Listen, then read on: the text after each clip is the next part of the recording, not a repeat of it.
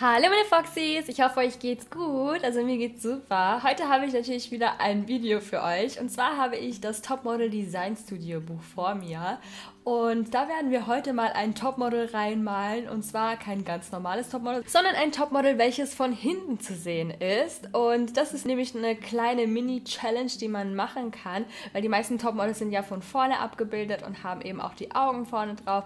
Ich werde euch zeigen, wie man diese Augen so ein bisschen verdecken kann und eben auch die Klamotten so gestalten kann, dass es aussieht, als wäre das Topmodel von hinten abgebildet. Das ist das Buch, was ich dafür verwenden möchte. Da sind ganz, ganz viele Vorlagen drin. Das sind auch manche Vorlagen schon ausgemalt. Da kann man einfach nur die Sticker draufkleben und dann ist man schon fertig. Ein paar von den Stickern kann man tatsächlich auch für ein Topmodel verwenden, das von hinten abgebildet ist, wie zum Beispiel die Accessoires. Das werde ich euch auch noch ein bisschen zeigen. Hier ist auch wieder so eine Schablonenseite mit dabei und da kann man auch mega coole Klamotten aus dem Musterpapier ausschneiden. Und in diesem Buch gefallen mir die Musterpapiere nochmal besonders gut. Das sind richtig coole Muster mit dabei. Ich finde es auch total gut, dass dieses Papier hier zum Beispiel so ganz normal rau ist, also wie normales Papier. Da könnte man zum Beispiel auch irgendwas draufmalen auf die Sticker. Dieses hier ist ganz normal so glänzend wie die meisten Sticker. Das folgende Tutorial wird übrigens auch als Bilderfolge im neuen Topmodel Magazin zu sehen sein.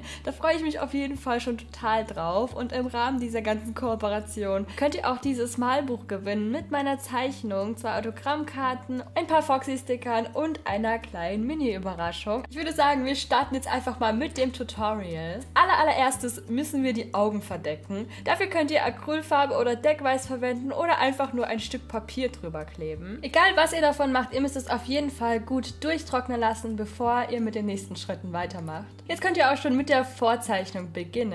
Ich benutze dafür immer einen Bleistift oder einen Buntstift, den man gut wegradieren kann. Und dann zeichne ich einfach drauf los. Ich habe euch ja schon mal ein bisschen erklärt, wie man Haare malt, aber für diejenigen, die jetzt neu dabei sind, erkläre ich es gerne nochmal. Und zwar male ich Haare immer so, dass ich kleine Würstchen male. Wie so Zahnpasta-Würstchen, würde ich sagen, die so am Ende so ein bisschen spitzer sind.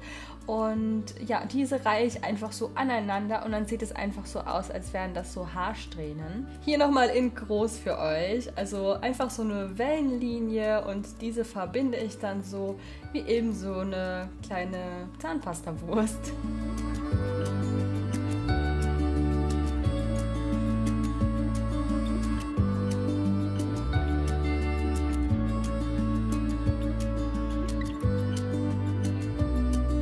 Weiter geht's mit den Schuhen. Schuhe sehen von hinten natürlich auch ganz anders aus. Ich male ihr in dem Fall so High Heels.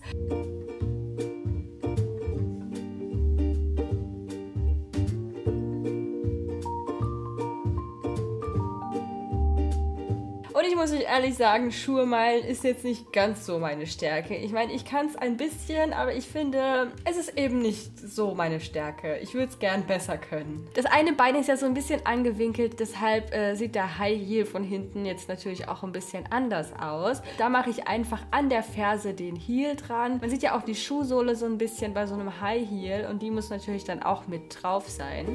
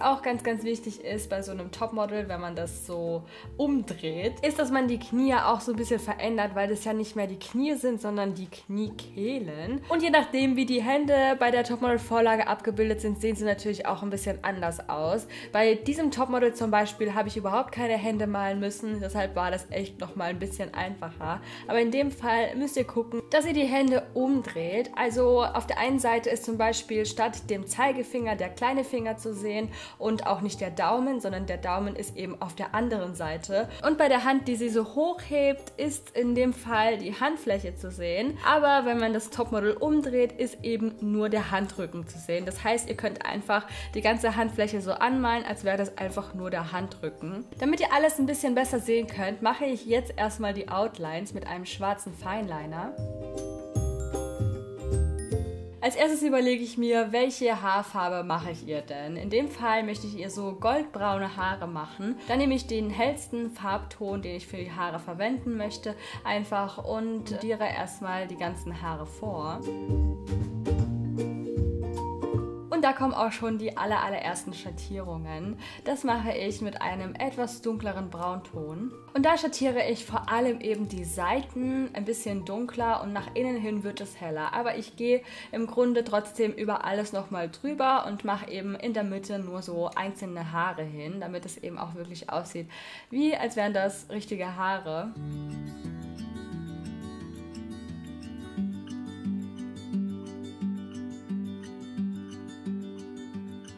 Mit der nächstdunkleren Farbe vertiefe ich die Schattierungen nochmal und somit sieht das alles auch noch ein bisschen echter aus.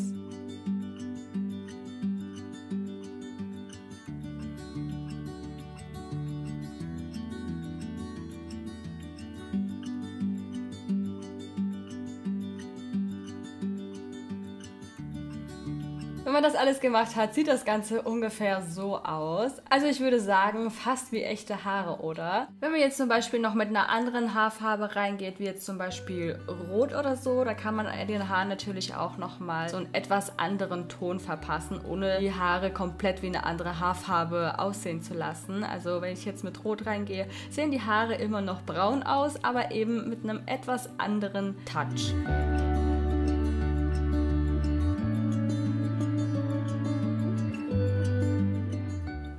An manchen Stellen zeichne ich auch gerne mal schwarze Schattierungen mit rein, damit die Haare noch ein bisschen so tiefer und dreidimensionaler aussehen, wenn ihr versteht, was ich meine. Also wenn ihr Haare so anschaut, dann sehen manche Stellen auch so ein bisschen schwarz aus, weil sie eben so sehr im Schatten liegen. Ich verblende am Ende alles auch ganz gerne nochmal mit der Basefarbe, mit der ich gestartet habe. Bei den ganzen Musterpapieren konnte ich mich gar nicht für ein bestimmtes Muster entscheiden, deshalb habe ich einfach mal so ein paar Klamotten übertragen und ausgeschnitten und werde die jetzt erstmal so ein bisschen anprobieren. Es ist einfach so mega, mega cool, dass da auch so Jackentaschen dabei sind, die man, glaube ich, normalerweise eben vorne auf die Klamotten drauf macht. Aber man kann sie natürlich auch als Po-Taschen verwenden. Voll cool, das passt einfach so gut. Ich liebe es einfach, wenn etwas so gut passt. Oh, ich finde, dieser Pulli würde auf jeden Fall besser aussehen bei einem Topmodel, das man von vorne sieht. Aber schaut mal, das sieht original aus wie so eine richtige Bomberjacke. Aber ihr seht, da gibt es ein Problem. Und zwar sieht man ja die Haare gar nicht mehr, wenn man das jetzt so draufkleben würde. Dafür gibt es aber einen Lifehack. Und zwar geht ihr einfach an euer Fenster und paust die Haare, die man von unten so ein bisschen sieht, ab.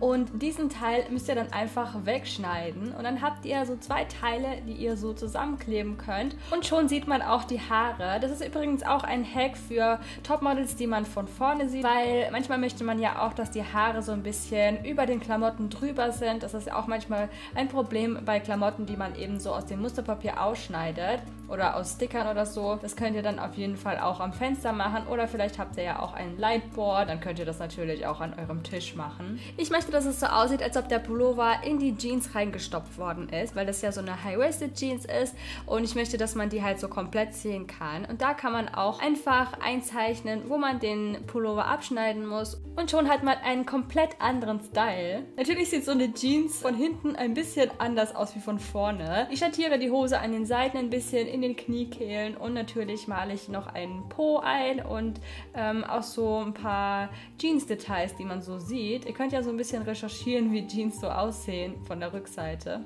Ich benutze immer einen Klebestift, um meine Kleider aufzukleben. Ich finde, so ein Flüssigkleber zum Beispiel macht das alles so ein bisschen zu wellig, zu flüssig. Ein Klebestift ist da echt perfekt.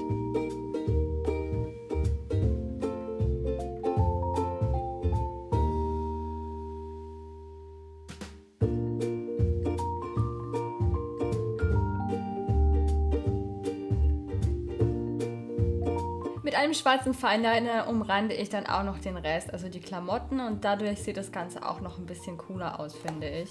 Jetzt kann man auch schon anders verzieren, mit den Stickern gehen. Wenn ich die Haare jetzt ein bisschen anders gemalt hätte, hätte ich vielleicht den Rucksack sogar auf ihren Rücken draufgeklebt. Ich hätte aber vorher noch die Rucksackträger abgeschnitten und die auf ihren Rücken so draufgeklebt. Also vielleicht hätte ich auch noch ein bisschen dran rumgeschnippelt, damit es auch passt. Man kann natürlich auch weitere Accessoires draufkleben, wie zum Beispiel diese Strasssteinchen kann man auch auf die Jeans draufkleben. Oder man kann eine Schleife verwenden für die Haare. Ich habe ja die Haare extra so in der Mitte geschlossen, damit ich da eben auch was draufkleben kann, wie zum Beispiel eine Schleife, oder ich zweckentfremde einfach mal so einen Haarreif und klebe den da drauf und das sieht einfach mal aus wie eine richtige Haarspange. Schaut mal, die zwei Designs sehen sich total ähnlich, aber sehen trotzdem sehr unterschiedlich aus. Welche von den beiden findet ihr eigentlich schöner? Also welches Outfit findet ihr cooler? Ich habe übrigens noch ein weiteres Design gemacht, und zwar habe ich die Haare mal ganz offen gezeichnet und so würde das ungefähr aussehen, wenn die Haare ganz offen wären, und außerdem habe ich so ein bisschen mit einem Hintergrund rumgespielt und irgendwie war das eher so ein Fail und deshalb habe ich dann das Design so ein bisschen verworfen. So, ich hoffe, das Video hat euch gefallen. Ich hoffe, ich konnte euch ein paar hilfreiche Tipps geben oder wenigstens ein bisschen entertainen, und falls ihr mich schon im Magazin gesehen habt, könnt ihr ja gerne #Foxy im Magazin in die Kommentare schreiben. Da bin ich echt mal gespannt, wer von euch das macht. Falls euch das Video gefallen hat, gebt dem Video gerne ein Däumchen nach oben. Falls ihr den Channel noch nicht abonniert habt, macht es gerne. Wenn ihr weitere Videos sehen möchtet, dann klickt die Glocke, dann verpasst ihr kein weiteres Video. Und ja, ich würde sagen, wir sehen uns bald wieder. Ich wünsche euch noch eine wundervolle Zeit. Ich hab euch lieb. Ciao!